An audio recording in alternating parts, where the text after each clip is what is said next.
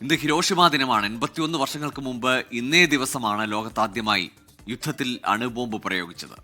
ഹിരോഷിമയിലെയും നാഗാസാക്കിയിലെയും അണുബോംബുകൾ രണ്ടാം ലോകമഹായുദ്ധത്തിൽ ജപ്പാനെ കീഴടക്കാൻ സഹായിച്ച ഒന്നാണ്. എന്നാൽ മനുഷ്യരാശിയുടെ തീരാ കളങ്കമായി ഇന്നും നിലകൊള്ളുകയാണ് ആ വിസ്ഫോടനങ്ങൾ.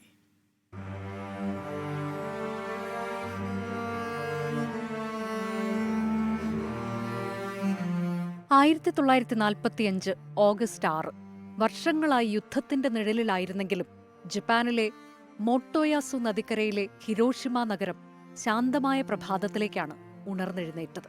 കുട്ടികൾ തെരുവിൽ കളിക്കുന്നുണ്ടായിരുന്നു. തൊഴിലാളികൾ ഫാക്ടറികളിലേക്കുള്ള യാത്രയിലായിരുന്നു. കുടുംബങ്ങൾ പ്രഭാത ഭക്ഷണത്തിനായി ഒത്തുകൂടി. ആ ദിവസം ചരിത്രത്തിലും സ്വന്തം ജീവിതത്തിലും സങ്കല്പിക്കാനാകാത്ത വഴിത്തിരിവുണ്ടാക്കുമെന്ന് അവരാരും കരുതിയിരുന്നില്ല.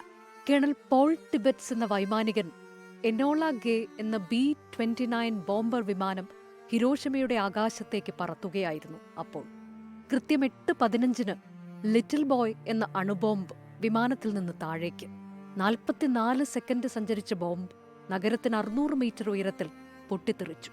തീവ്ര സ്ഫോടനം. 1000 സൂര്യന്മാർ ഒരുമിച്ചുദിച്ചതുപോലെ പ്രകാശത്തിന്റെ മിന്നൽ പിണർ. അതിശക്തമായ പ്രകമ്പനം 2.5 കിലോമീറ്റർ ചുറ്റളവിലുള്ള എല്ലാം നിമിഷാർദ്ധത്തിൽ തകർത്തെറിഞ്ഞു.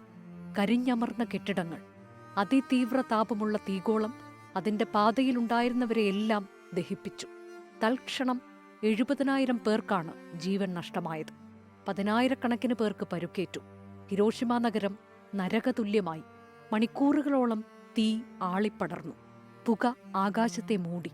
മുറിവേറ്റവരുടെ നിലവിളികളാൽ അന്തരീക്ഷം നിറഞ്ഞു. ഗുരുതരമായ പൊള്ളൽ, റേഡിയേഷൻ രോഗം, മറ്റ് പരുക്കുകൾ എന്നിവയാൽ ബുദ്ധിമുട്ടുന്ന രോഗികളാൽ ആശുപത്രികൾ നിറഞ്ഞു കവിഞ്ഞു.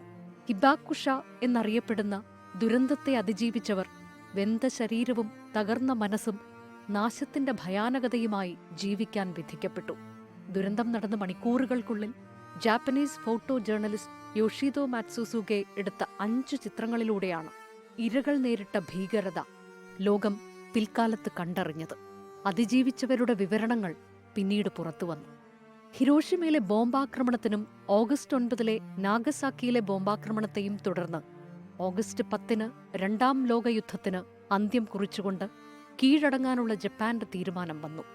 വൈകല്യങ്ങളുമായും രോഗങ്ങളുമായും ജനിച്ച കുഞ്ഞുങ്ങൾ ഹിരോഷിമയുടെയും നാഗസാക്കിയുടെയും ബാക്കിപത്രമായി. Research desk 24.